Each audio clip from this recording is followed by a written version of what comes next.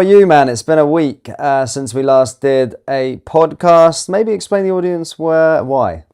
Yeah, right. We've been away. We've been travelling, obviously back in the UK, seen some friends and family, but I am currently back in the studio. It is great to be back. Dan's still on a bit of a walkabout, but yeah, we've got a lot of things to discuss with practically a civil war breaking out within the UK. Yeah, man. There's been a lot that's happened. Obviously, there was the terror attack that occurred in Manchester. There's been a sort of retaliation with a mosque being burned down yesterday. But we've got loads to dive into today, guys. There's so much to talk about as always. But as always, we need you to help us out. Again, I've seen that pretty much majority of you that watch this podcast on a week-to-week basis aren't even subscribed. So please do us a favor, hit the subscribe button. The more people that subscribe, the better these episodes get, along with future guests coming on very, very soon as well.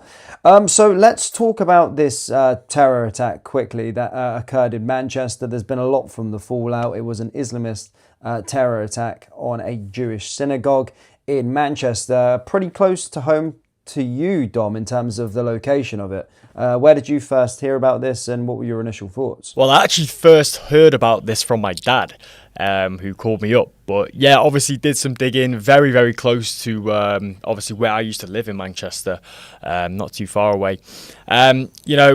Current reports, obviously I seen the videos initially on the X platform.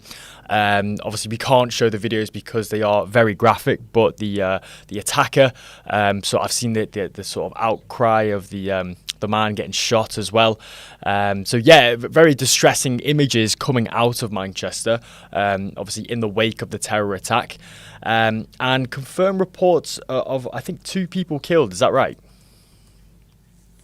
Yeah, 2 people killed, but there was sort of something that came out afterwards. So after this ramming attack, essentially, because the police shot one of them, he obviously went on a stabbing rampage. One of them he killed, but the police apparently actually accidentally shot one of the victims on the floor. But I'm actually seeing sort of the far left go with that sort of conspiracy theories about everything. I mean, this guy was called Jihad, named Jihad. His father was sort of celebrating October 7th.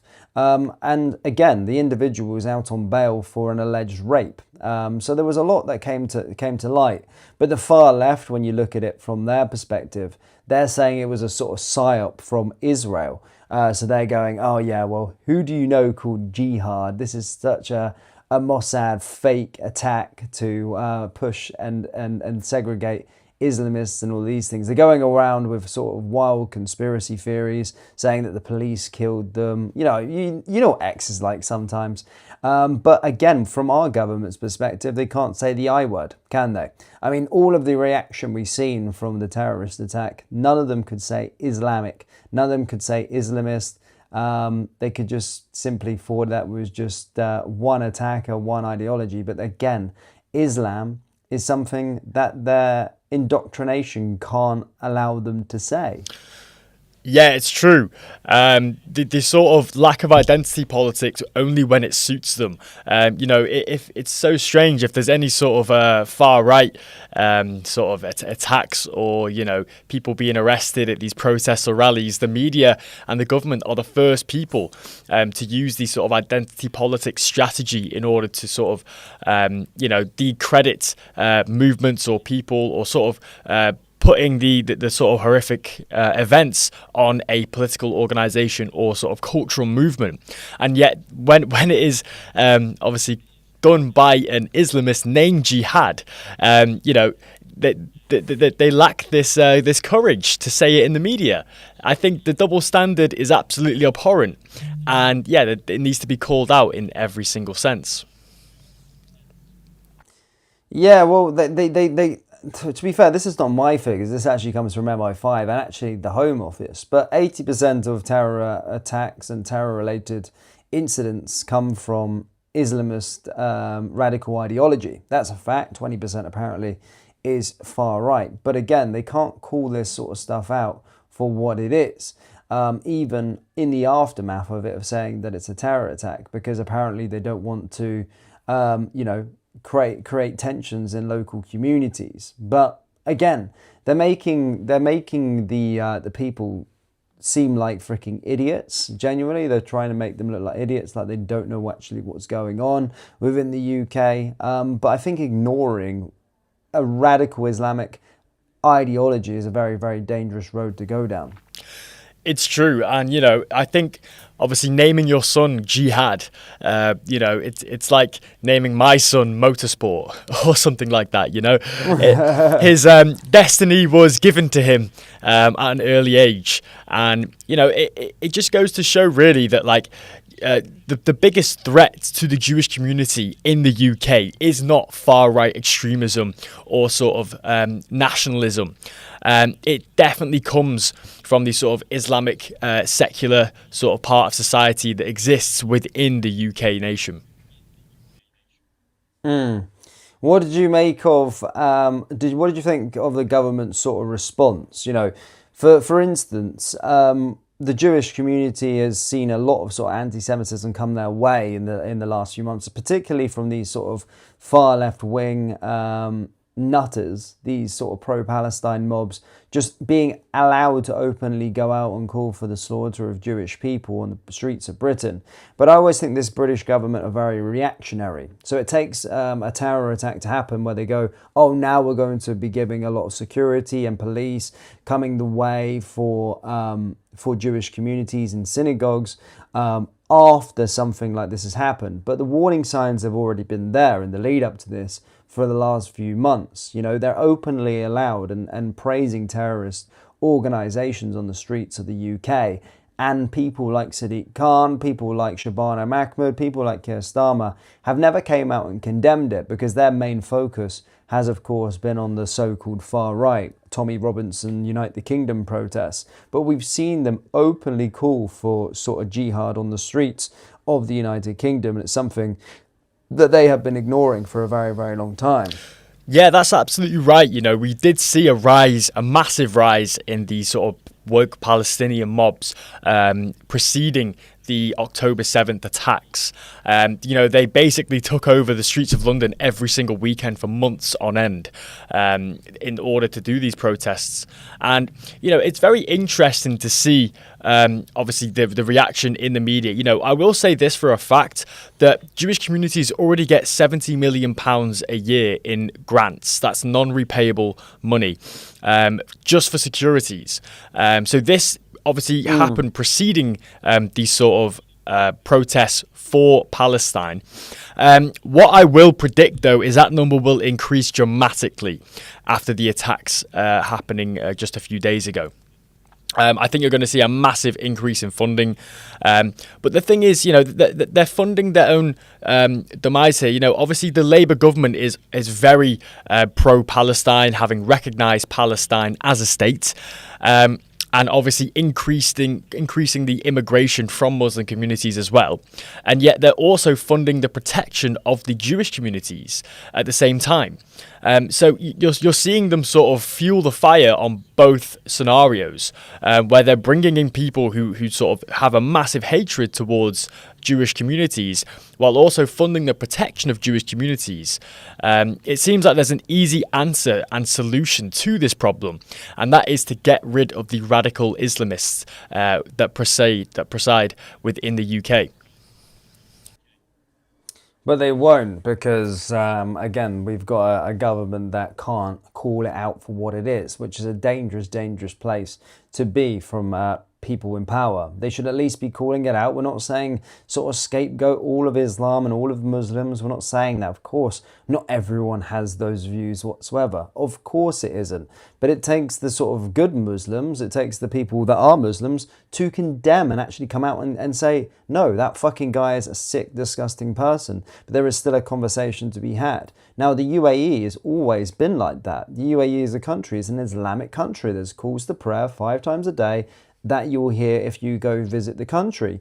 But they're not ignorant in ignoring that the fact that their religion has some extremists in there. And they banish them. They say, no, you make our religion look like fucking...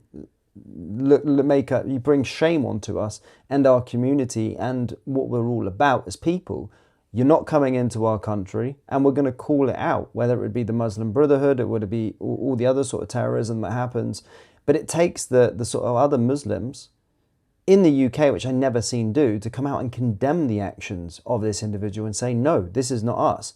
But it means also the government to actually have conversation about radical Islam.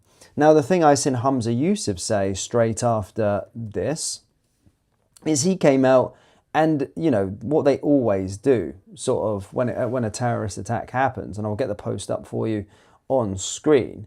He says there was a Daily Mail headline saying he was an Islamic terrorist.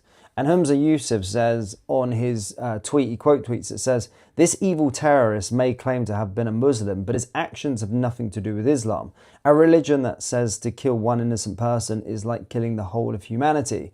Over the coming weeks and months, many will try to divide us. We must not let them prevail." So now you've got individuals like him who are ignoring it. He's saying it's very easy to say, well, he may claim to be a Muslim, but he is not at the actions of Islam. There is a conversation to be had about the Quran. And actually, with regard to that quote tweet, I don't know if you've seen Tommy Robinson's video on it, but he basically called it out and spoke about the verses that he was referring to, and actually showed that there was calls to killing within inside the book. So we know what's in the Quran, but it's up to the individuals like Humza Yousaf, Sadiq Khan, to condemn the actions of these radical Islamists without ignoring it. 100%, Dan. And the funny thing is that this Humza Yousaf, Scottish politician, is so quick to condemn the attacks, but not the ideology that creates the sort of moral justification that leads to these attacks. You can't have one without the other. There is no jihad without Islam. That is the key foundation and the sort of fallacy in his argument here. He's completely missing the fact that this man is motivated by religious reasons here. And that is true because he didn't attack random people. This is the key. He attacked a Jewish synagogue. If it was a random attack, it would have been on the street somewhere. It wouldn't be so isolated. It's the same sort of justification, I say, to use the grooming gangs as racially motivated sexual assaults, because all of the victims of the grooming gangs are white girls. So in the same instance that I think is racially motivated, the same instance this is racially motivated because all of the victims are Jewish. Yeah, no, I do genuinely. We know what it was, especially when you look into what the father was all about as well. The father was, publicly putting on Facebook celebrating Hamas slaughtering those innocent people in Israel on October 7th. So we know what the ideology was there, but the government is just covering up for it because they don't want to cause tensions. But they can scapegoat people as far right extremists, which we're going to get to afterwards. But yeah, it's what it is. But there has been a bit of a civil war, I suppose, is erupting. Cultural war is sort of erupting because yesterday, and I'm going to share my screen with you.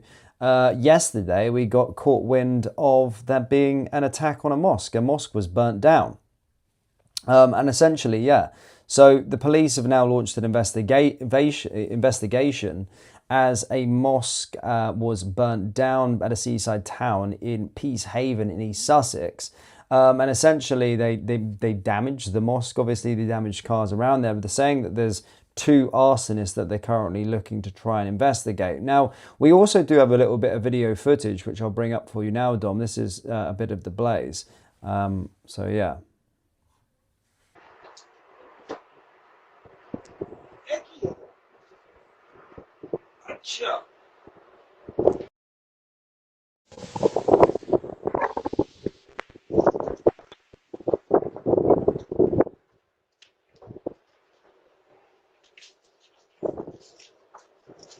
Oh my fucking god.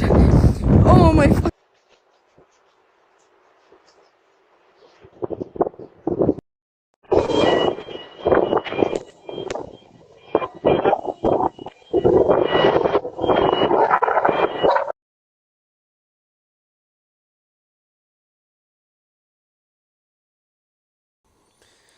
So yeah, as you can see, yeah, a police investigation is currently ongoing for that. You've seen the sort of forensic officers around the scene yesterday investigating, but police, of course, treating this as a hate crime. But are we going to start to see more of this?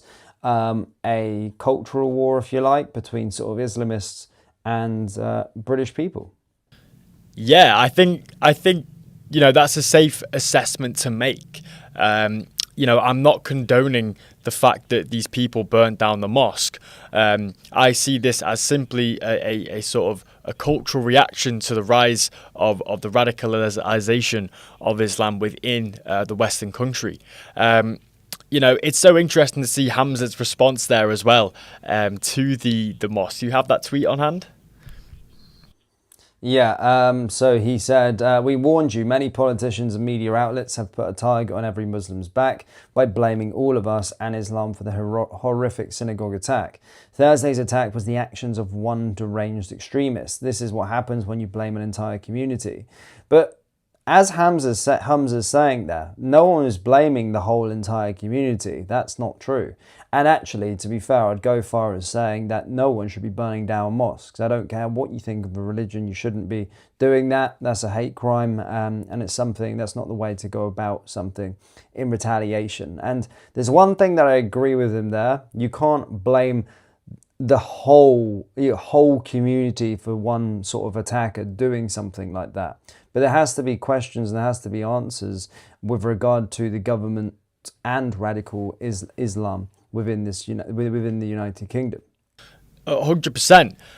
But it's so interesting to see Hamza sort of blame this attack as a hate crime and sort of blame it on the rise of far-right extremism. And yet he doesn't do the same for the Muslim terror attack.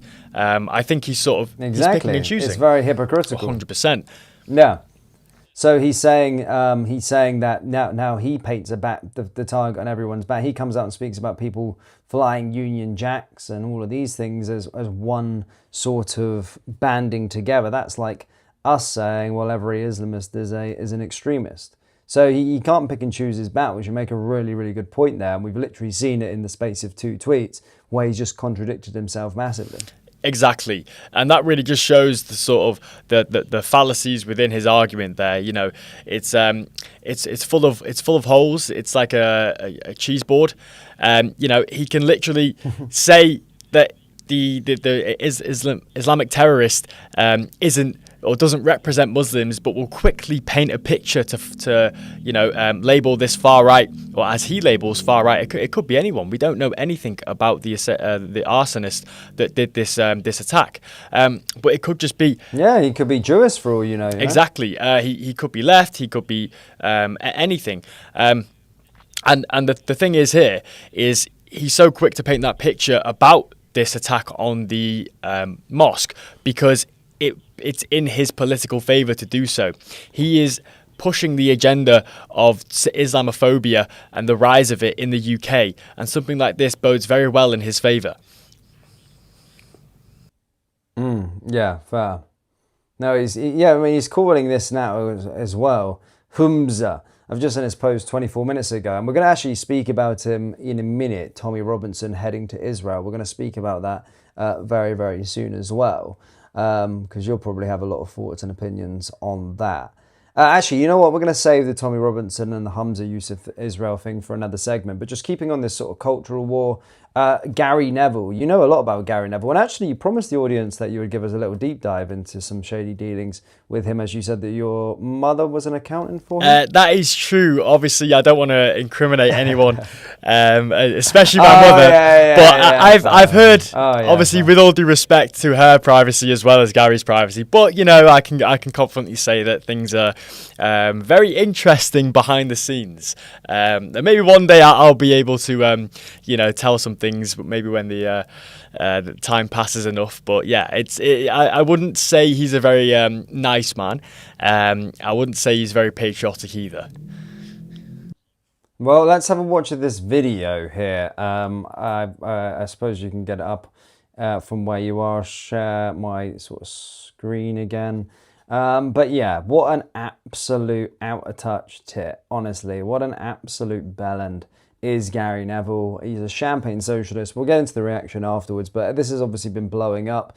Essentially, Gary Neville blames the Manchester terror attack on middle-aged white men who fly around Union Jacks. I quote. So, have a watch of this mess. So I've just left my house and walking into the office, waking up obviously, seeing the news last night and the news this morning dominated by the horrific attacks within the Jewish community just about a mile from here. And was driving home from Salford City last night. I was driving actually to Salford City, going down a Littleton Road, seeing 60, probably 50 or 60 Union Jack flags. And on the way back I went down the parallel road, which is Berrynew Road, which has got the Jewish community right at its heart, and they're out on the streets defiant, not hiding or in fear. And I just kept thinking as I was driving home last night that we're all being turned on each other, and the division that's being created is absolutely disgusting. Mainly created by angry, middle-aged white men who know exactly what they're doing. Funnily enough, on one of my development sites last week, there was a Union Jack flag put up, and I took it down instantly. And some people might be watching this and thinking, well, Gary, you're not very patriotic. I played for my country 85 times. I love my country. I love Manchester and I love England. But I've been building in this city for 15, 20 years, and there's no one put a Union Jack flag up in the last 15 to 20 years, so why do you need to put one up now? Because quite clearly it's sending a message to everybody that there is something you don't like. The Union Jack flag being used in a negative fashion is not right. And I'm a proud supporter of England, of Great Britain, of our country, and we're championing it anywhere in the world as being one of the greatest places to live. But I think we need to check ourselves. We need to check ourselves and sort of start to think about bring ourselves back to a neutral point, because we're being pulled right and left, and we don't need to be pulled right and left at all. I've always said this about, I played in a football team with a group of people from Manchester, a group of people from Ireland, Wales, Scotland, but also people from Africa, people from Asia, people from America, people from Europe, and we were a beautiful team, united as one. Brexit has had a devastating impact on this country, and the messaging is getting dangerous, extremely dangerous. All these idiots that are out there spreading hate speech in any form and abuse in any form, we must stop promoting them. We must stop elevating our voices towards them. And it needs to stop now and get back to a country of love, of peace, of harmony, and become a team again. So yeah, chatting absolute bollocks. There is Gary Neville. What are your thoughts on him saying that? I mean, he's talking about we're getting pushed far right and far left, or pushed right to left. He is literally far left. He's a champagne socialist. He genuinely is. And the bit I like that he talks about, and I'll get your favourite point in a minute, is he's sort of comparing the likes of playing with Cristiano Ronaldo, Carlos Tevez and Ji-sung Park as if they're sort of third world migrants that have come from a third world shit pit. But, you know, that's the sort of migrants we want in the UK. No one's saying that we don't want those kind of migrants, people that offer to the country and make the country a better place. They haven't just come on a lorry through here, have they? You know, they're playing for Manchester United Football Club and are on massive amounts of wages and pay massive amounts of tax and contribute in the biggest way possible to the country. Yeah. I don't know how he sort of connects them two dots together, but the mental gymnastics he uses to arrive at that conclusion is very impressive. It's very impressive. The delusion that he lives in is astounding.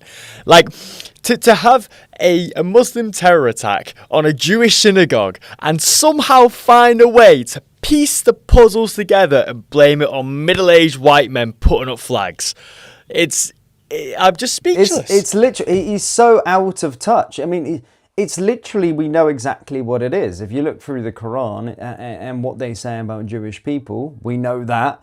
And look at the tensions, the risings, what's happening with Israel and Gaza. That's the link, that's the situation, and that's why he did it. It has nothing to do with bits of cloth representing our country going up onto lampposts. Absolutely nothing nothing to do with it whatsoever. There is no correlation there. He is so out of touch, it's absolutely unbelievable. And the fact that he made this video is absolutely mind-boggling for me. Because it was middle-aged white men that gave him a career. It was middle-aged white men that paid for his season ticket books and paid for his ludicrous wages at Manchester United when he started. This guy has never lived in the real world, and fair play. He has a talent. He got and played football at the highest level for many, many years. Fair play to him. I'm not going to begrudge that. But he can't, and it's like celebrities, he can't speak for normal people. He can't be a voice of reason because he's not lived in the real world whatsoever. He's played football. He's came through Manchester United's academy since when he was in his younger years. And the world was a different place from when his parents were bringing him up in Manchester to as it is now for working class. He may have been working class as a child. Fair play, I'm not taking that away from him. However, he was sheltered, and the world in the 1970s being upbrought in the UK and in Manchester is completely different to now for working class families. He then played for Manchester United throughout the rest of his career, his wages paid by middle-aged white men, and then of course after that he used his platform that he got by those middle-aged white men paying his season ticket books to build businesses that he's created now, and now wants to try and dip his toes into politics and to talk about diversity and talk about the division within the country is absolutely ludicrous to me. Individuals like that should not be having a political point of view because he doesn't understand it whatsoever. 100%. I think you're spot on with pretty much everything you said there. It's so interesting to see him say that he's patriotic just because he's played for the England football team, and yet he is almost bragging about ripping down the Union Jack flag from his building sites like he's some sort of cultural savior and he has all the answers. I think that's absolutely ludicrous. The thing is, in a nation, you have to unite behind the flag. That is the whole point of a nation state, is to create a homogenous kind of unity with ideology, and you basically, you all share the same ideas, the same aspirations, you all want the same goals. Think about as a business or a company, it's the same thing. If you don't unite behind the company and you don't work towards a shared vision, then there's just chaos and internal fighting. Well, it's the same thing on the nation state. And it's so interesting to see he's obviously proud to rip down the flag that we are meant to unite behind. So if anyone's sowing division in this community, in this culture, it is Gary Neville. And he can place the blame and point the fingers on anyone else. He's essentially, he's just preaching to the people that made his career. And you're absolutely right, Dan. It's middle-aged white men that created the opportunities that he has now got in life for UA92, the university in Salford that he owns and runs, through all the business ventures that he is able to fund, and the property and construction that he does in Manchester and Greater Manchester. All of that comes off the back of middle-aged white men, and he's the first to degrade them because for no other reason other than the fact that he is disconnected from their plight. He is not a person who understands. He is not a person who understands the issues we have today because he lives in a segregated community, probably in Alderley Edge, which is a very expensive place in Cheshire.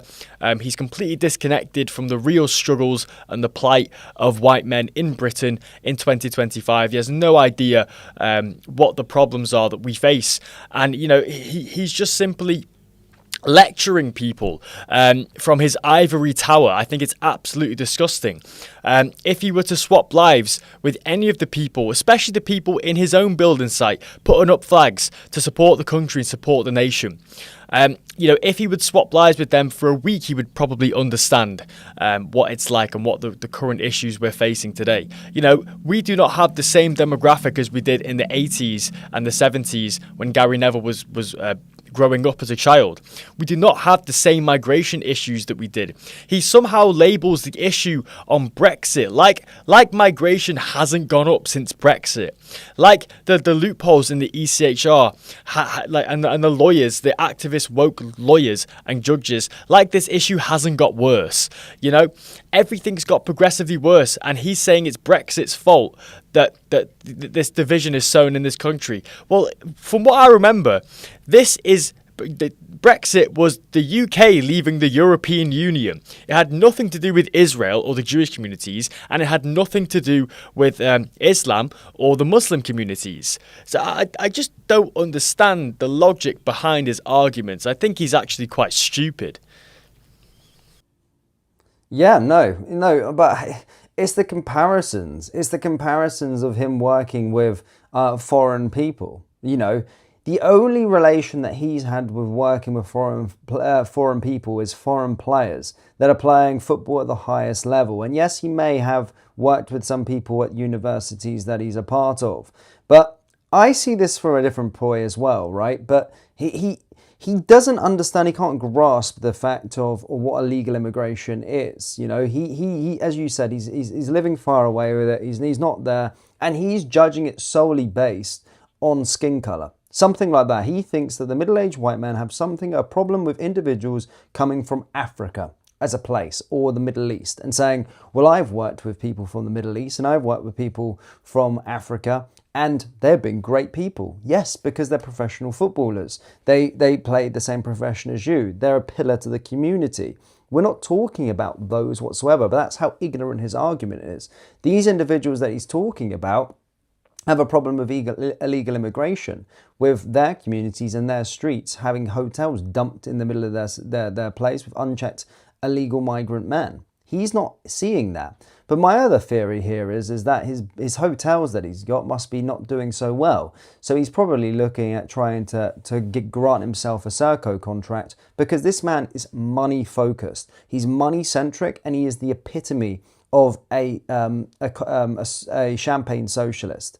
He runs multi-million-pound businesses, which I have absolutely no problem with. I'm a capitalist myself. I absolutely love capitalism. I think it's the greatest thing ever.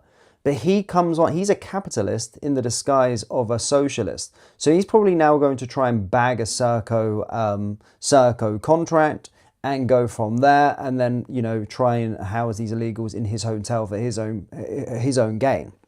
He's also an individual, by the way, that was speaking so out and calling out Qatar. So when the Qatar World Cup was going on in 2022, we heard about the conditions that some of the workers were being imported to do and what they were going through. They were treated really harshly. People were losing their lives, and they weren't being treated humanely to build the stadiums for the Qatar World Cup. Now, he spoke passionately about it, and his whole ethos, his whole argument completely collapsed as soon as, guess what he did? He took the Qataris' money to go and join the punditry team out there for the World Cup. So he spoke about demonizing Qatar for what they did and how they were treating the migrants, but took their money and did punditry work for them out in Qatar, despite his meltdown that he was trying to do on national television and on his social media accounts. He was asked why. Why did you take the money? Well, he said, because I want to try and bring the issues on it. We'll do it for free. Firstly, why are you taking their money if you're so passionate about the subject? You're sitting there on commentary. He didn't mention it once. He didn't call out it once in Qatar, because he wouldn't, because he's not going to bite the hands that feed him. And it's so hypocritical, it really is. I can't believe that he even took the Qataris' money after slandering them and pushing them and saying that it's not right on what they're doing and how they're treating people, but still took the millions of pounds to go out there for his own beneficial gain.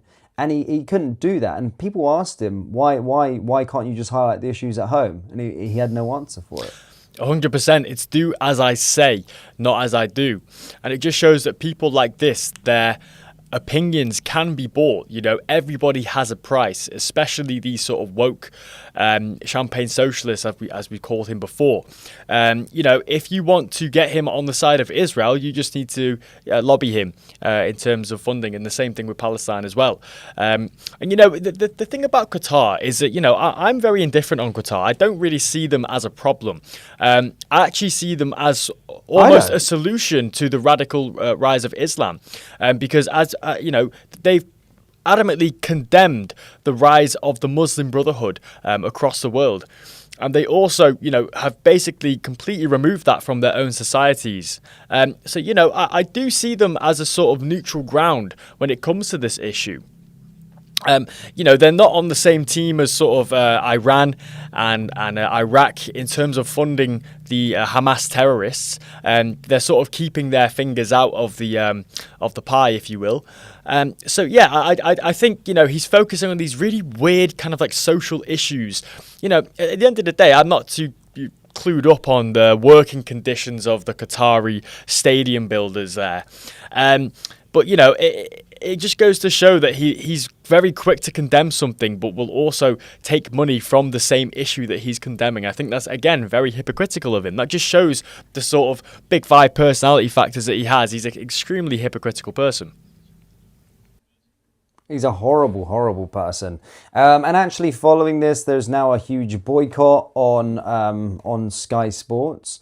Obviously, he's a pundit on Sky Sports. I know you're not massive into your football, so I can take it from here, but like the Formula One, I suppose, obviously hosted on Sky Sports. He's a big pundit. He's on every single television show, Gary Neville. He's a capitalist, and I have no problem with multimillionaires. I have no problem with being ambitious, but don't try and pretend to be something that you're not. Don't try and pretend to be something you're not. And I think celebrities in general need to stop talking about politics and talking about sort of world issues from a standpoint of being woke, because they haven't got an understanding nor a clue on what people are going through at the bottom of sort of society.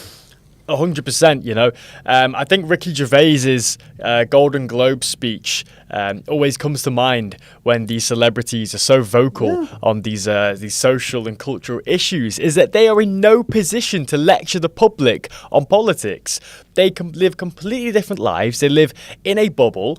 They have no ideas, the plight and the issues that young and old working men and women in the UK, native British people in the UK, they don't have no idea the problems that they face in 2025, because they are not in the same life as them. They do not walk the same ground that they do. They live in segregated communities where the issues of hotels are not a thing, because there simply are none. I could walk around Rusholme, for example, with a Jewish flag, and I would 100% be attacked. Rusholme is a part of Manchester that's sort of it's called Curry Mile. I'm not just calling it that. That is like the sort of name of it. But yeah, the issue here is not the fact that he's so vocal on the issues. It's just he doesn't know about the issues because he doesn't live the lives that entails of the issues. He doesn't understand the fear you have of young women walking down a street late at night near a migrant hotel. I've seen videos from my hometown near Crewe of migrants sexually assaulting young girls as young as 14, trying to grab onto parts of their body. I think it's absolutely disgusting. I don't think Gary Neville understands that, and if he did see that video, he would just call it racist and woke, and he said, I played with a black guy once, he was well sound, that means all black guys are sound. Well, how do you know? The people, he's playing with the absolute top tier echelon of every single society, whether it be from Africa or from America or Europe or the Middle East. He's playing with the absolute tip of the top, the top of the spear when it comes to sort of personal responsibility, fitness, motivation, and also just raw intelligence. I think football, you need to be very intelligent to succeed in that game. And these are the people that he's interacting with. So, of course, his interactions are going to be positive. But labelling every single person from that nation or subculture as the same as your one or two interactions, I think it just paints a blanket over the massive red flags that proceed from them cultures. Yeah, well, as I said, I think we're all on the same page that celebrities shouldn't be getting involved whatsoever in politics. And Gary Neville's one that does need to keep to his podcast name, and that's Stick to Football, because he ain't got a fucking clue on what he's talking about. And I'm interested to see if this Sky Sports boycott actually goes down well as well. Talking about boycotts, actually, funnily enough, I don't know, because you've been away for a while, have you heard about the Netflix boycott? Yes, I think this was from a kids' TV show. I did see Elon being very, very vocal on this. So yeah, if you want to get the clip up from this TV show, I think it's absolutely disgusting. I mean, there's a compilation of certain clips as well. Like this video I've got here, I mean, there's literally so much that came to light. So essentially it was sort of trans propaganda that was being pushed. And Elon Musk obviously used his audience to shine a light on it. And it was this individual video of this. This is a TV show that was catered towards 7-year-olds, by the way, on Netflix. And essentially, yeah, it was all this sort of trans propaganda, a show called Dead End Paranormal Park. And the funny thing, well, not the funny thing at all, but the director of this, as I'm sharing my screen here, this image, a guy called Hamish Steele, who is the creator of Dead End Paranormal Park, with this sort of trans ideology in there. In the aftermath of Charlie Kirk's death, he replied to Keir Starmer when he came out and put a statement out with regard to Charlie Kirk's assassination. And he said, "Why the fuck are you even commenting on this, dickhead? You sympathy for any of the families being slaughtered by your own weapons, but a random Nazi gets shot in its public statement. You're such an evil fucking shit."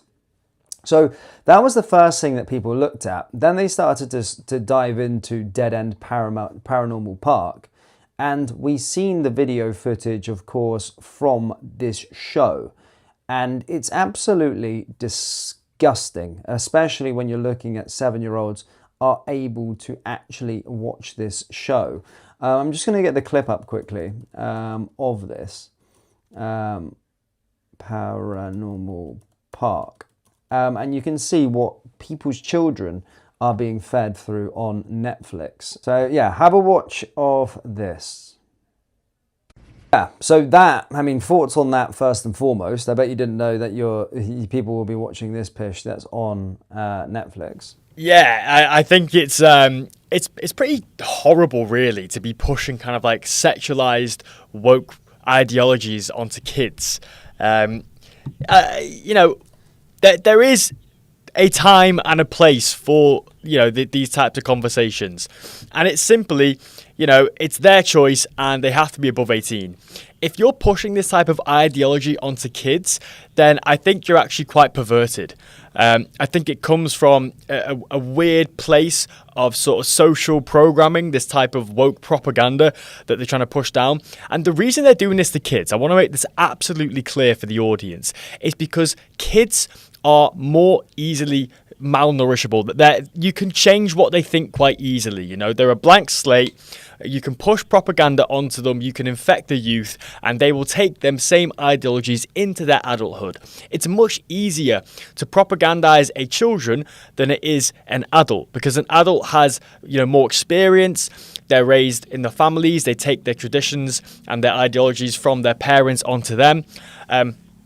And, you know, if you're raised in a nuclear family, or, you know, you have a mother and a father, obviously you're going to sort of follow the same route and the same sort of mentality as your parents. With this being said, you know, if they're pushing this onto kids without the parents' consent, you know, I think that they're trying to sort of perverse them. And at the end of the day, the LGBT community, they need to sort of, how do I put this? They need to like inherit people who are straight and turn them gay, because they can't do the same thing that nuclear families can do and pass that down to their children, because they can't have children. So the only thing the LGBT can do is sort of advertise and bring people into their community, rather than just, you know, inheriting the sort of ideologies from their parents. But I completely 100% agree with the boycott of Netflix. I've since asked my sort of parents to cancel their Netflix subscriptions as well. I obviously don't have one because, you know, a little bit tech savvy there. But, you know, it just goes to show these boycotts will win. You saw the Bud Light boycott. Do you remember that a year ago or so? Yeah, Where they had this trans activist, man to a woman, I'm pretty sure, on one of their Bud Light cans. And, God, they lost billions in market cap. And they had to do an advertisement with the UFC and do a lot of sort of veteran support and sort of funding the veterans in the US in order to sort of save their image. This is what will happen. Boycotts work. Advertising boycotts work, and this has been a tool of the left for decades. I want to make this absolutely clear. The left used cancellation and advertising boycotts to control political dissent and sort of cultural movements. So why can't the right do the same thing? Well, we should do the same thing. I'm not in favour of cancelling any specific person for what they say. But guess what? I am in favour of someone losing their job because they've mocked the death of Charlie Kirk. I think you have a right to say what you say, but I don't think you have a right to employment. I think celebrating the death of a young Christian man with a young family is abhorrent. So yeah, you should lose your job for celebrating that death. In the same instance, Netflix is a multi-billion-dollar company, and this is clearly intentional. Are they saying they don't have like rules to children's shows where they don't talk about this stuff? Well, this is the thing. It's not just that dead end Paramount Park. So that was the sort of tip of the iceberg. Now, since the boycott began, there's been more shows that are on this Netflix platform. Co-Chameleon Lane featured a little boy wearing a princess dress for his two gay interracial dads. So there's a segment essentially from Co-Chameleon Lane where two interracial gay dads have a son that's wearing a pink Disney a princess dress. Then you've also got more where it's sort of interracial lesbians having a kissing scene on Jurassic World, which is again to push the sort of same-sex sexual relationships and the LGBTQ agenda. And this is blatant sexual indoctrination of innocent children. They don't need to see that sort of stuff. Why do you need to have, when you were a child, when you were watching your cartoons, when did you have a scene where people were making out, whether it be man or woman? They didn't have people making out on children's TV shows. It's becoming absolutely disgusting and very much perverse, and it's pushing an agenda. So it's not just this dead end Paramount Park. There's lots of different things on Netflix, and we've actually seen the market drop since the boycott has begun. And we've seen it in real time of what this boycott is actually doing to Netflix as well. Now, whether it lasts, I don't know, but film and TV shows is a very good way at, of course, brainwashing and manipulating the youth and pushing propaganda onto them. Now, I actually went to the cinema the other night to watch Leo DiCaprio's new film. Are you a fan of Leo DiCaprio? I like his acting. Acting, okay. So some of my favourite films, like Leonardo DiCaprio for me, was especially that sort of streak he had from, I suppose, sort of Catch Me If You Can, all the way till sort of Django, Wolf of Wall Street. This sort of era was crazy. He had like a generational run where every film just banged. However, I watched this new film. I think it's called War After War. But essentially, the plot is they sort of glorify these far left wing activists that are pushing for open borders and causing sort of terrorism within the United States, but glorifying it from that point. There's also trans shit in there. There's a lots of non-binary shit in there, but it's playing on social stereotypes. And again, they sort of glorify these left-wing terrorists, these activists that are pushing for open borders, and demonizing the other individuals. So there's a scene where there's a sort of soldier who's seen as the sort of far right guy, and they make him out to be an absolute buffoon. But it's just the sort of stuff that they're trying to brainwash through film, movies, and of course children's TV shows, of trying to push their agenda and propaganda onto people, which I don't like to see at all, especially children's TV shows when it comes to sort of trans and all that bullshit. 100%. And you have to understand that who controls your mind, who controls the media controls your mind. We're seeing this in a lot of sort of video games. We're seeing it in universities and obviously the mainstream media and Hollywood as well. Is that they almost sort of they have a coalition of sort of this leftist propaganda that they're all sort of simultaneously pushing. These are really the institutions that will program the minds of the youth. That is the key here. And they know for a fact that, if they can control the mindset of the youth, then they would control the future elections and the directions of the country.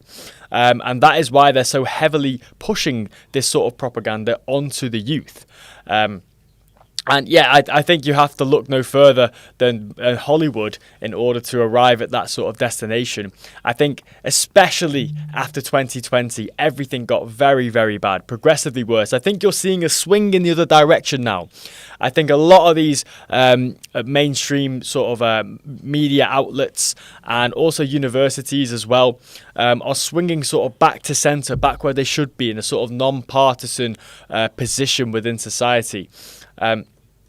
But I've just sent you another link there. There's another show, the Transformers animation show. Now, bearing in mind, Transformers was one of my favourite films to date. The first films were incredible. And to see them go into the animated series and pushing a non-binary Transformer is disgusting. But yeah, we can have a little look at this video here. My pronouns are they, them. Thanks. I'm Sam. I'm she, they, but you already know that. It's okay. I know I'm safe when I'm with my friends or other non-binary people. Non-binary? And it's the little things. It's the things that will go kind of undercover, It's the character build-up. It's the little pronouns, conforming this and that. You've got fucking Optimus Prime there conforming to pronouns, right? Optimus Prime from when I was a kid was the most badass Transformer known to man, and now he's calling people they them. Yeah, no, it's all bullshit. It's absolutely sickening and absolutely disgusting to watch. It's there's no words for it, but we can certainly see what is happening. Mate, moving on a little bit, because obviously we have to get through a few different subjects here, lad. Tommy Robinson is heading to Israel. He put out a post this morning, said, right after my trial on October 13th, I'll be making a special trip to the state of Israel, thanks to Minister Amaki Shikil, Israel's Minister for Diaspora Affairs and Special Innovation, and to Speaker of Knesset Amir Ohana, who will welcome me at the Israel Parliament. These are real men, patriots of Prime Minister Benjamin Netanyahu, Likud team, who stand tall for faith, freedom and the West. This lad from Luton will soon stand in the Gaza envelope, the city of David, Jueda and Samaria and the Golden Heights. I'll meet IDF soldiers, families of terror victims, visit Yad Vashem, the Church of the Holy Sepulchre, and the Jablonski Institute, and we're planning on a major public event in Tel Aviv. The support pouring in from the Jewish community, Jewish leaders, has been unbelievable. Messages from Jews and Zionists around the world, from London to New York, Sydney to Jerusalem, haven't stopped. People are fired up, ready to unite and fight for our shared civilization. The conservative movement worldwide must and will collaborate more together against common enemies, and I'll meet many of Israel and world Jewry leaders during my trip. I also plan to meet while in Israel with legal advisors, NGOs, media leaders, ambassadors and political leaders of nations with interest in the UK. This visit means everything to me. We are in the fight together, standing shoulder to shoulder against the jihadi extremists trying to destroy our way of life. This battle has just begun.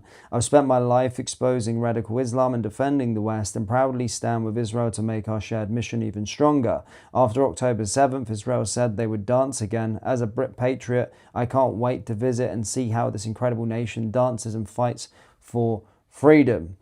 Question, Dom, that many people are asking right now is Tommy a shill? It's a great question. I think the answer is a lot more complicated than a simple, binary yes or no. from my understanding of the sort of Jewish culture, is there are a lot of factions within it. You know, you can't paint the same brush for all of them. And there's two real main factions that exist within the sort of Israeli communities and sort of what they push onto the West. Now, one of them is the sort of left, woke, open borders type of movement that they want in the West. So you see that a lot with people like Nick Lowles, the CEO of Hope Not Hate, proudly collaborating with other Israelis and Jewish people of different European nations, sort of pushing for open borders, pushing for more cultural sort of degradation of Western cultures. So that's kind of one segment there. The other segment is the sort of nationalist part of it, the right wing, the nationalist, the sort of conservative side that want to see Israel remain Israel. And the reason that is because Israel is by definition a homogenous state. You know, they're all Israeli. They're all, of Israeli religion and nation. They don't have open borders in Israel. That's the key thing here. You can't just move to Israel and not be an Israeli. And the thing is, the conservative one exists to preserve Israel. But then they're also sort of battling the leftist side because, it kind of goes against their own religion. They're very hypocritical because one side is saying, okay, we need a homogenous society, we need to control our borders to preserve Israel. But then the other side is saying, well, we need to open our borders and remain a multicultural, diverse society. But they're only saying it in the West, which I think is quite interesting. Now, a lot of people have come out in support of Tommy Robinson that are Jewish, but a lot of people are also condemning Tommy Robinson that are Jewish as well. So you're seeing these two factions kind of come together and battle over supporting Tommy Robinson because he is obviously anti-Islamic.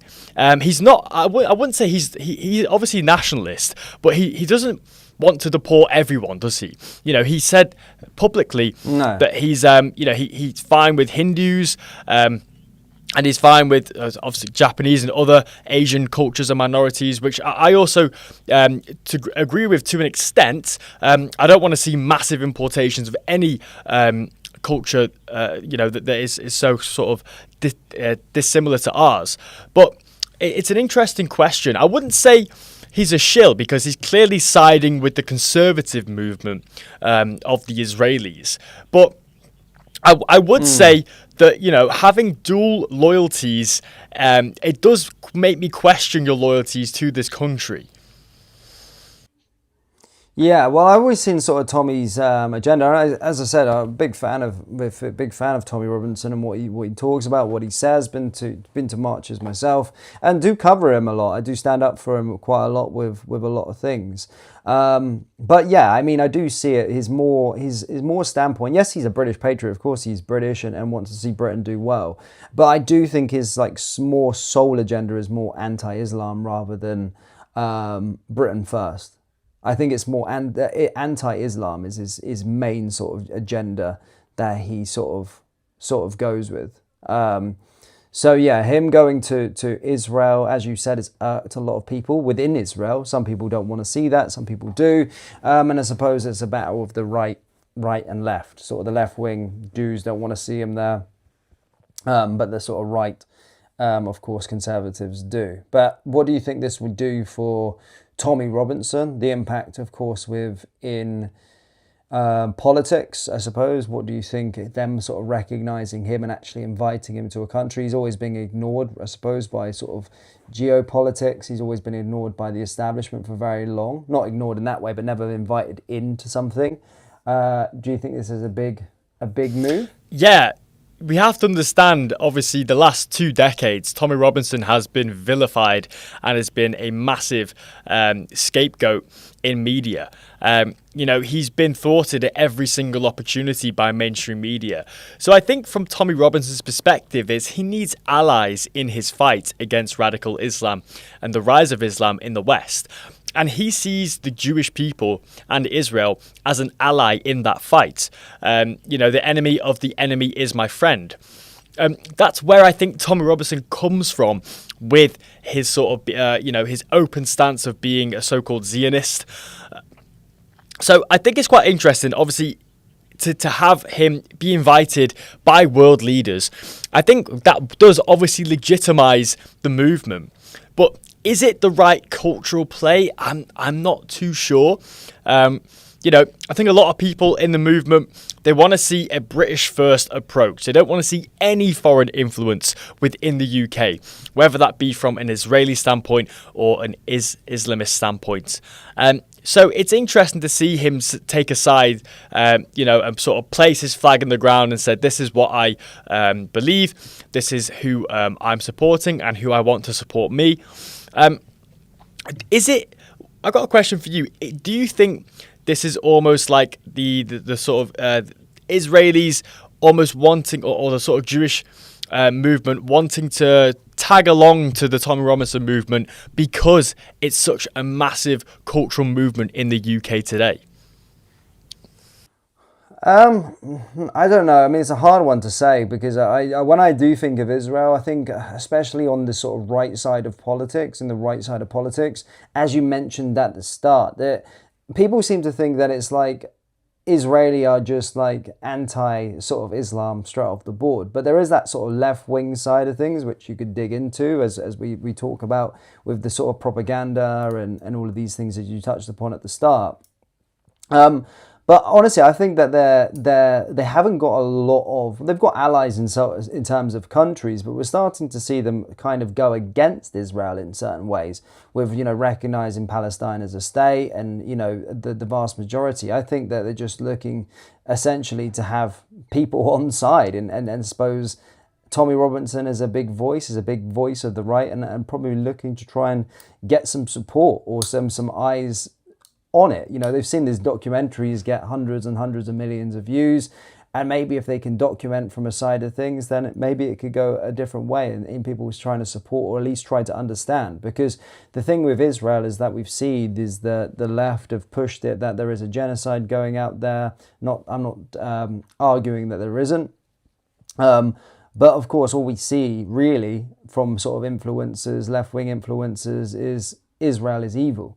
And they're probably trying to shed a light from their side or tell the story from their perspective of things as well. And I think Tommy could do that as well. And to be fair, Tommy's done a lot of standing up for them in a time where there's not a lot of people that do stand up for Israel. So that's probably where it's came from. Yeah, 100%. I think the sort of national or global outcry of the Israeli and Gaza situation, Israel and Jewish people are seen as quite, vilified in media today. And I'm not arguing for. Yeah, it's almost like we've gone back. I mean, anti-Semitism has existed for a very long time, but it seems like it's massively on the rise now anyway, especially with what's happening in sort of Gaza and whatnot. Yeah, and it could be quite a good strategy from their side in order to collaborate with Tommy Robinson in order to sort of mend that public image that has been so tarnished in recent years. Yeah, no, I suppose it's a very interesting one. It is an interesting one if I look at it like that. And again, I'm a supporter of Tommy Robinson. I like it, but yeah, I think it's best to probably just be Britain first, fight for the sort of country and the values of that. But again, if you get invited out there, then take it. I mean, it's not like he's moving there or whatnot. Do you know what I mean? He's not like, I just don't want to see like kind of content just talking about Israel for the next time and sort of giving up the fight within the UK. I don't want it to become like an Israel propaganda machine, Tommy Robinson, because he's done a lot of work for the UK, and he's got to a place now where after 2 decades of being demonized by a lot of British people due to the mainstream media working, he's got a lot of people on side and people understand that he is a good guy and he's doing a lot of good things. So I hope he continues to do the stuff for the UK. I really don't want this visit to turn into some sort of Israel propaganda thing for the rest of the time. I really don't want to see that. Yeah, and the conversations that will probably be had is something along them lines, because if they can sort of hijack the Britain First movement and the Unite the Kingdom protest and sort of twist it into a pro Israeli stance, I think that delegitimizes the movement, right? Because at the end of the day, we've got problems here in the UK with radical Islam. And they need solving. We are not a propaganda machine for the sort of the expansion of Israel into the West Bank and into Palestine. This has nothing to do with us. So I you're not going to agree with every single person on every single topic of conversation. I think that's really important to understand where the differences are, but also understand where the similarities are. I think the majority of the British public are extremely aligned with Tommy Robinson's movement. And sort of combating radical Islam in the UK. With that being said, I think you're 100% right. We don't want to see it be twisted into just a Israeli propaganda movement. Yeah, fair. Well, we'll be following that to see what happens with regard to Tommy there. Back to home. You've got a bit on the Pink Ladies and the Tower Hamlets, identifying the Pink Ladies now as a terrorist organisation, so to speak, along with calling the Raise the Flag movement as a far-right extremism. So when we're talking about Islamic extremism, they're sort of putting the same sort of brush on that, but this time for far-right extremism. So the Pink Ladies and, of course, the Raise the Colours movement. So it's a development that's come out of the Tower Hamlets Council, which presides over the Canary Wharf, the Isle of Dogs in London. So on Wednesday the 8th of October, Labour will table a motion at Tower Hamlets Council, backed by the Aspire Council, to label the Pink Ladies and other movements such as Raise the Colours campaign as far right. So I'll read directly from the notes here. So this is opposition motion for debate, standing up to the far right and tackling uneven development on the Isle of Dogs. So it's quite long. I'm going to skim through the main parts here. The Tower Hamlets has a rich history of migration and diversity, as well as an inclusive culture, which makes the borough home to over 325,000 people with over 90 different languages spoken across the borough. Now, the main things here, local residents have valid concerns around safety, security and equality. But in the absence of information or leadership, these concerns have been allowed to escalate and become entwined with far-right narratives under the banner of keeping women and children safe.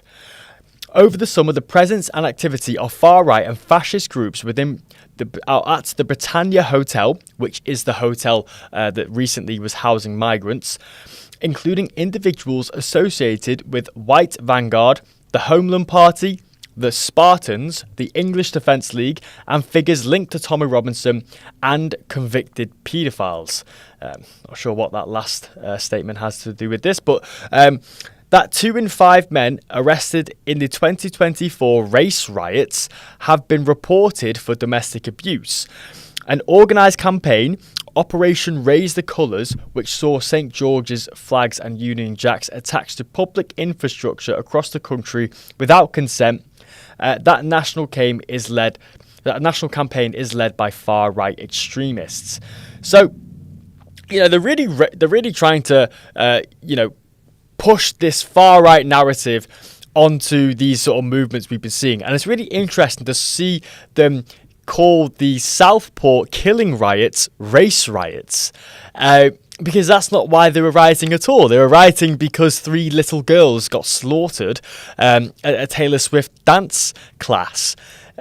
and they have the audacity to call them race riots. Now, I have done some digging into who has tabled this motion, okay? And it's pretty shocking. So, it is pushed by a group called Aspire Council. Now, Aspire Council is a British local political party in the borough of Tower Hamlets, formed by Luther Rahman, and councillors elected as members of the Tower Hamlets First Party. After Tower Hamlets first was removed from the register of political parties following voting fraud and malpractice, its councillors formed the Tower Hamlet Independent Group, which is the current group that is pushing this motion. So these guys have a history of voter fraud and manipulation, and they have the audacity to lecture the public on what is far right and what should be pushed in this movement and society in 2025.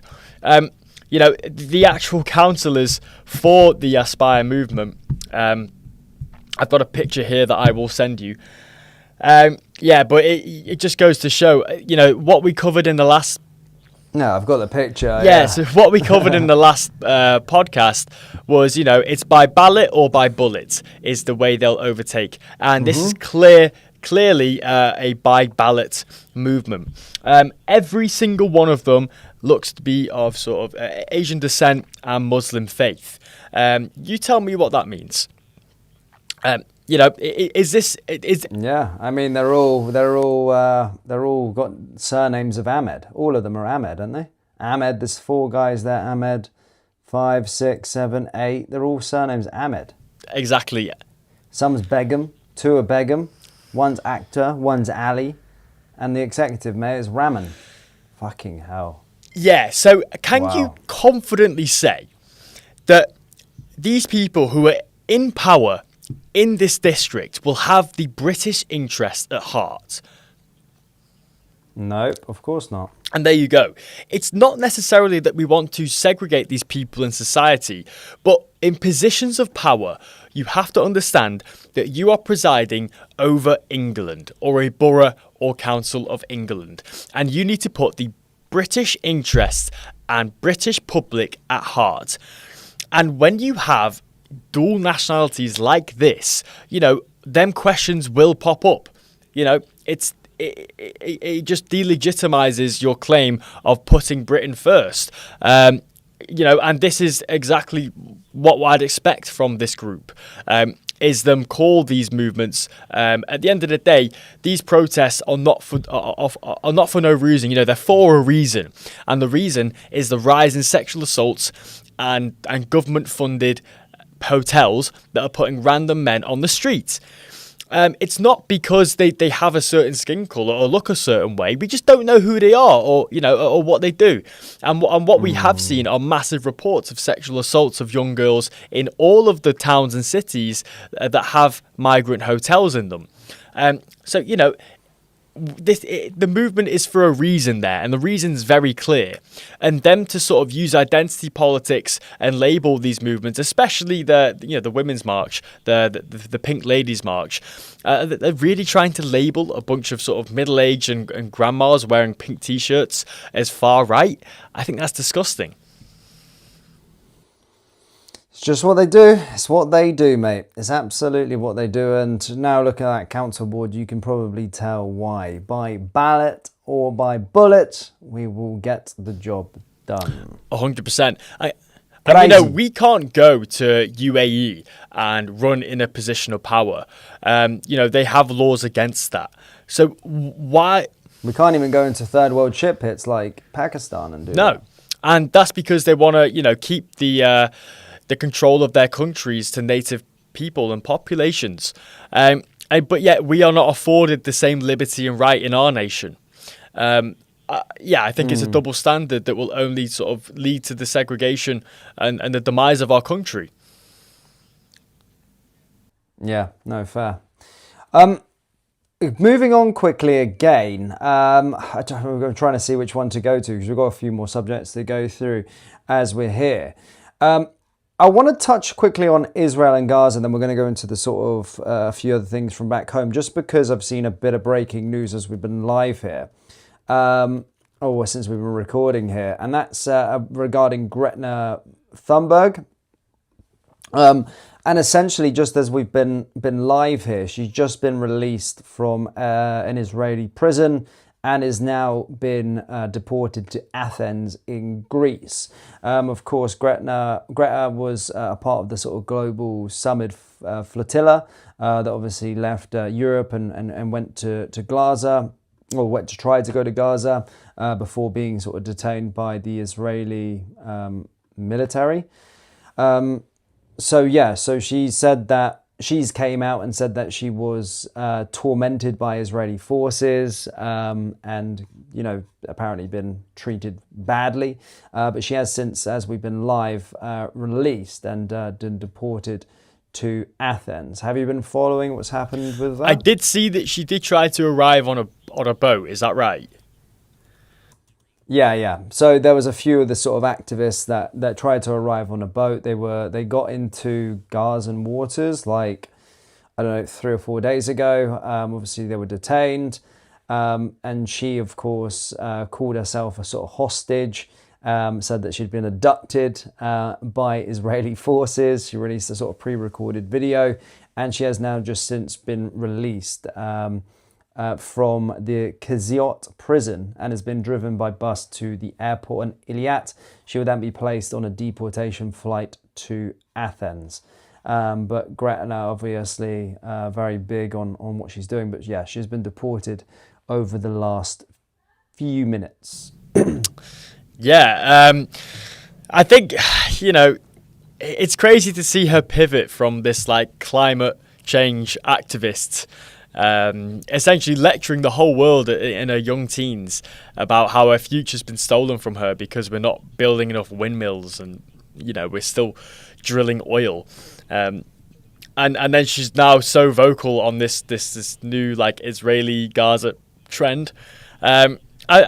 Well, it's the whole genocide. I mean, there's two theories there. So she's trying to build sort of popularity through very popular subjects. This is obviously a very popular one.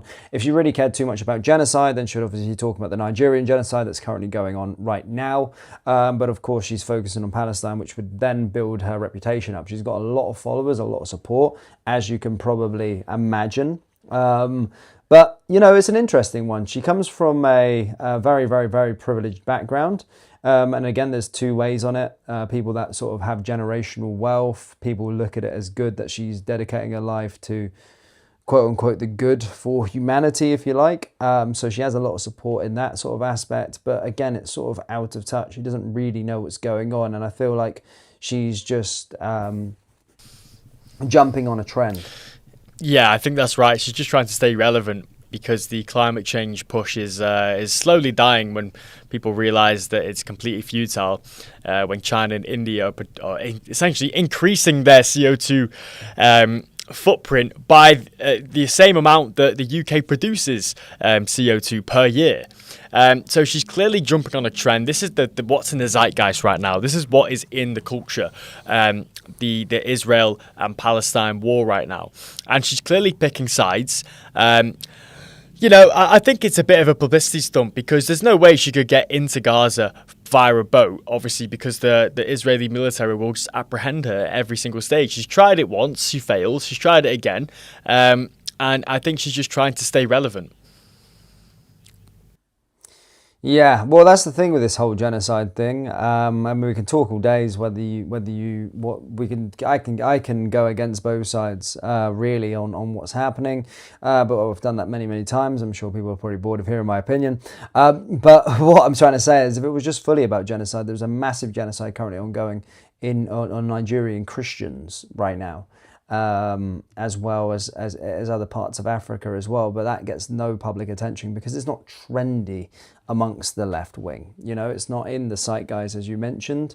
So yeah, they sort of pick and choose and fight their battles based on sort of popularity and what is trendy. But we did get a bit of an update with regard to the Israel and Gaza sort of ceasefire, if you like. Of course, Trump came out saying that they're pretty much there at the end of the war. Hamas have agreed terms, apparently. Although he said you've got till Sunday to accept them. Of course, sort of release the hostages. So we could be coming to the end of the war there. Yeah. So what that was Trump sort of creating a bit of legislation, and he went through all of the different Muslim countries and had them sign off on it. And then he then gave this bit of this legislation, this peace deal, to Netanyahu, who then made a few provisions and then but inevitably signed the paper. One of the things that does include is is essentially all members of Hamas to leave the West Bank and Palestine. They are free to leave without being arrested or killed, but they cannot preside within Palestinian territory. Another thing that includes is the complete demilitarization of the governments. Essentially, they will have no form of weapons or guns or anything along them lines within the Palestinian territories as well. What that will include as well is Israeli forces patrolling Palestinian territories from inside Palestine. Right now, they just kind of control the border and just manage it that way. But really, you're going to see a lot of Israeli forces come through to within the Palestinian territories. One thing as well is that the sort of de facto prime minister of the sort of new Palestinian state is right now is looking like it's going to be Tony Blair, which I think is quite an interesting revelation. Obviously the ex-prime minister of Britain, but he's somehow sort of swindled his way into being the sort of de facto president or prime minister of the new state of Palestine.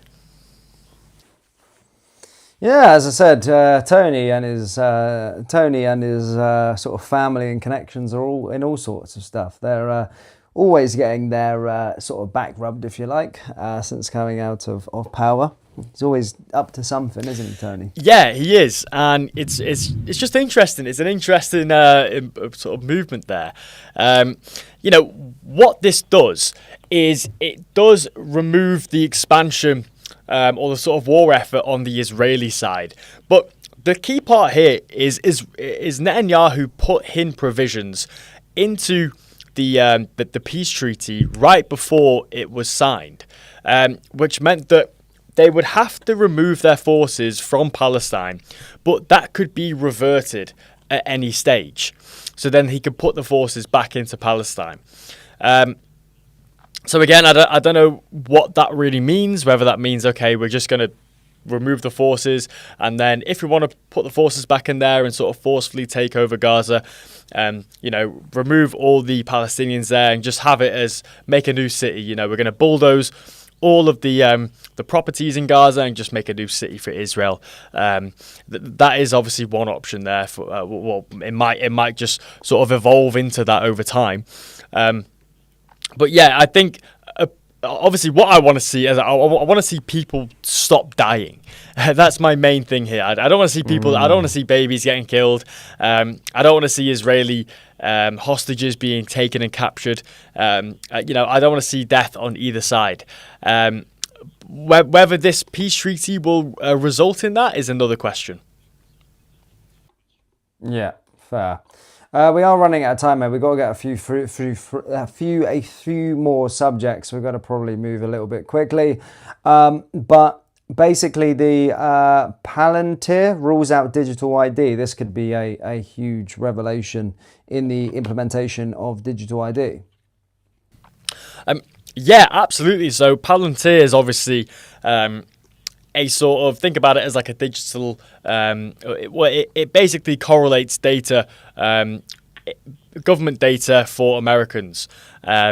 So they basically have rejected bidding on the digital ID contract because it wasn't in Labour's manifesto. Which is, I think, is quite respectable. But at the same time, there's massive links with Oracle obviously funding Tony Blair's foundation, and then Tony Blair's son bidding on the contract. So with his multiverse company. So I think Oracle are the leader for this contract. I think, with Larry Ellison briefly being the richest man in the world a week or two ago, with his company Oracle. Massive data centers that he runs, and something like digital ID will require massive data centers and the sort of integration of artificial intelligence within them data centers in order to enroll that onto the public. So I think personally that Oracle will be the sort of winner of this contract. And whether you trust Larry Ellison in providing that, he has massive links to Tony Blair, as I've said. Those two are very, very close together. Tony Blair obviously being the horrible man that he is. Everything that has come from his reign in the early 2000s has been basically negative. So yeah, it's interesting to see that. I actually kind of respect Palantir for not moving forward with that, because it wasn't in their manifesto, which I think is... Yeah, no, fair play to them. No, you're right. They have some morals. They just said, they said their quote as well, they don't have the public support, which tells you everything you need to know about them, which I like to see from their standpoint. I'm pretty happy that some companies, not all just money centric, because this is you can make a big bag by introducing this in, of course, through sort of government contracts and whatnot. So yeah, fair play to them, as you say. Big shout out to Palantir. But as stated, it probably won't make a difference because they'll just find another one. But on the digital IDs, bearing in mind, when you get 100,000 signatures, Parliament will consider it for a debate. However, the government responded on October 2nd, just underneath the petition, and they said, "We will introduce a digital ID within this Parliament to tackle illegal immigration, make accessing government services easier, enable wider efficiencies. We will consult on all details soon." So they just put out a sort of statement underneath the petition and essentially said that there ain't going to be a debate and it's going ahead anyway, despite there being 2.8 million signatures at the time of recording this video. Yeah, not only that, nearly 50 MPs have signed Rupert Lowe's motion in Parliament in order to reject digital ID, which has been completely bipartisan, by the way. Lib Dems, Conservative, Labour, they've all signed, or specific Labour politicians have all signed it. And I think it's quite weak for the government to reject a petition that's got nearly 3 million signatures. What does that say about them? They can't even debate the things that nobody voted for this. This is the thing. No one voted for this. So for the public to have a massive backlash like this and to really try and use their voice in signing petitions, because really that's the only voice we have left, is to sign petitions and vocally show our opposition to this new digital ID, and then for just to write a 1-paragraph sentence to reply to 3 million signatures saying, yeah, we're going to do it anyway because it's going to solve illegal immigration. So, Bob... It's a dictatorship, mate. It's a dictatorship. Exactly, and they're not listening to us at all. It's not a democracy, because democracy is by the people, for the people. And you'd imagine, 3 million signatures to be a very large cohort of people in this country that oppose this digital ID. And yeah, they don't care. They have no cares in the world. Right, okay, moving on now to Lebanese police funding. Yes, so Richard Tice and Zia Youssef, who's the head of the UK DOGE, Department of Government Efficiency, have just released information about a £46 million contract to help the Lebanese police force. It was profited to a not-for-profit, a bunch of directors, or a non-profit entity. Then the directors of this non-profit entity took out £3.6 million in 1 year, and they labelled it under directors' fees. Now, again, this is a massive scandal here. Firstly, why on earth are we funding the Lebanese police force? And secondly, how can you pay yourself £3.6 million a year in director's fees? You know, there is no accountability or auditing for these non-profit organisations, these NGOs, these non-government organisations. There's no accountability for where this money's going. They simply title it, they name the company, you know, Saving Kids in Africa, or, you know, Stopping Online Hate, or Lebanese International Security Assistance Program, like this one's labelled. Okay, cool, that seems like it's a good cause. Give it some money.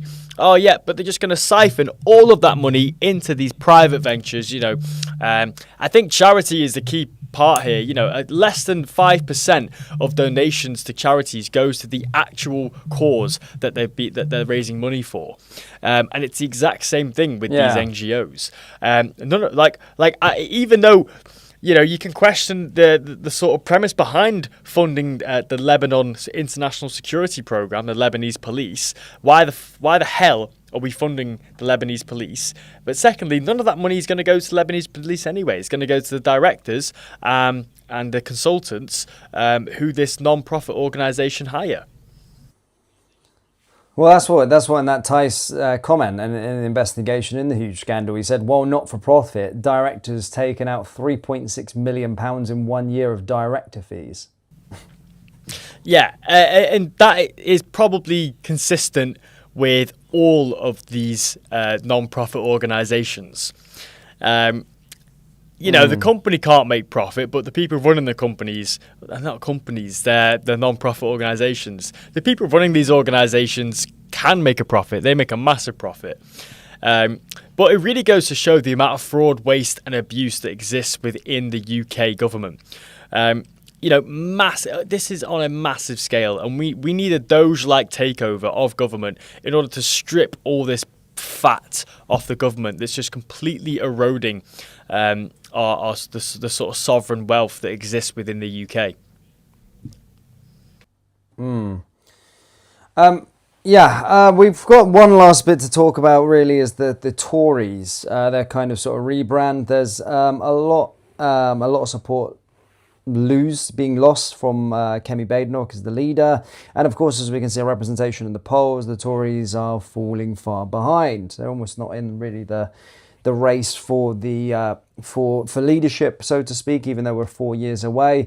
However, to sort of combat that, the Tories have now announced sort of harder right stance than sort of Nigel Farage on reform. They've stated that they're going to be leaving the ECHR, which Reform said they're going to be doing anyway, and also announcing a comprehensive plan to save £47 billion in public spending. Britain has to live within its means. They also want to deport a mass amounts of immigrants as well, illegal immigrants. And as I said, their sort of stance is taking a more hard right, or going harder than Reform, or at least trying to compete with them.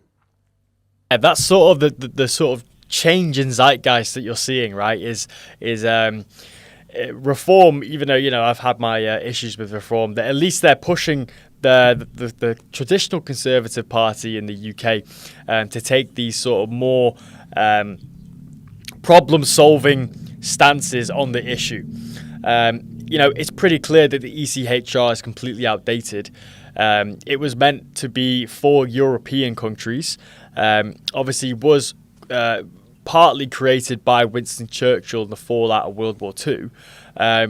But, you know, it's so interesting to see, like, for example, the Lib Dems' response to them wanting to leave the ECHR. Now, the Lib Dems replied to this Conservative announcement, and they said Kemi Badenoch has chosen the side of Vladimir Putin and Nigel Farage with her plan to leave the European Convention of Human Rights.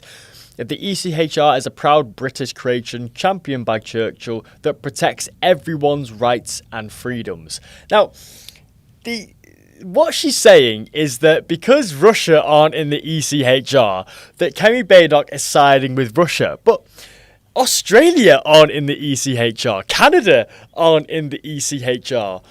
And they're very close allies to the UK and the West in general. So, you know... Well, it's because it's the European Convention of Human Rights. Exactly, but, you know, Russia isn't in Europe, you know, or only part. And neither is the UK. Well, exactly, not anymore. So, I just think that's a very low IQ. I think she's reaching there, or Lib Dems are reaching to try and make that sort of comparison. But is this a good thing? Are you seeing this sort of the shift in the Conservatives as a positive thing? Well, obviously, it's a good thing. You want more parties to be taking up this sort of hard right stance because there's a lot of problems in the country. But the Tories kind of had their time. They had 14 years. And I don't think Kemi Badenoch strikes me to be a leader. I think a lot of their party members are not really even happy with their own bills that they're sort of implementing. And I don't think they necessarily think Kemi's going to be the one that takes them forward. I've seen a lot of sort of internal disputes saying that they want to sort of vote her out. A lot of people saying that Robert Jenrick will take over the party. But yeah, I mean, look, it's sort of, you can't really trust the organisation behind it. Do you know what I mean? There's new faces, yes, but you can't really trust the organisation that is the Tory party, that they will actually implement and get things done. Half the reason why we're in this mess, albeit it's worse now under Labour, is because of them. 100%. Every single stage, the British populace voted for a decrease in immigration, even net negative immigration. They campaigned on, 10,000 or less people coming into the UK every year. And they campaigned on zero illegal immigration. And you saw all of these things get progressively worse. And even the Boris wave, after 2021, where there was upwards of 1 million people entering the country every year. That's over 1% increase. In the population increase, I think it was 800,000. 96% of that was through migration. That means 4% of that is through natural birth. And remember, we're only 75% of the population, as in a white British native people in the UK. So you're looking at really 3% increase in sort of white British population in the UK. So, it's just baffling to me. It's absolutely baffling that they think they can sort of go with the flow and obviously, hijack these political talking points that are so popular for Reform and Advance UK and sort of label it as their own. They're an old party. They're not going to get back into power. They don't deserve to get into power. And I'm even seeing people from within the Conservative movement talk against Kemi Badenoch's position here. Yeah, exactly, mate. We're running out of time now for this. I'm interested to hear everyone's thoughts in the comment section below. Continue to hit like and subscribe. And Dom, have you got any sort of final words for us? No, thank you guys for tuning in. We're going to be back on the ball with the podcast now. So, make sure to hit that like button down below. If you're not subscribed yet, make sure you do. We're closing in on 20,000 subscribers, trying to get there by the end of the month. So make sure you join the wave, join the Point Blank podcast movement. And make sure you comment down below all your thoughts. But thank you guys for tuning in.